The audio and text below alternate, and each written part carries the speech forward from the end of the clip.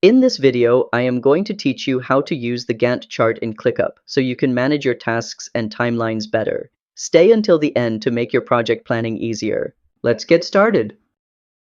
First, I want to teach about how to add a task. On the left side, you can see an Add Task button. Just click it and name what the task is about.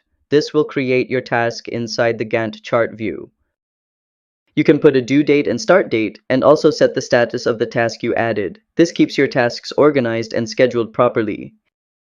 Next, I want to teach about the chart. You can delete dependencies by clicking the X sign on the dependency line, while you can add or create new dependencies too. Just link the tasks by dragging from one to another. Now to fix your view in the Gantt chart, you can set the view by day, month, quarter, or year. You can also choose Auto Fit to adjust the chart to your screen size.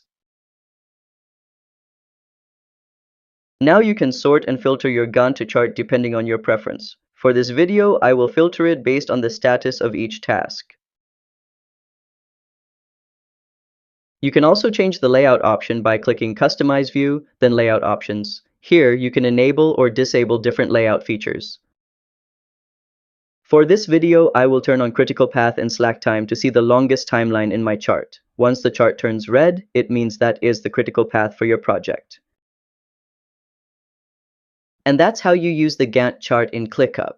If you learned something today, give this video a like and subscribe to How to Tutor for more easy tutorials. See you next time!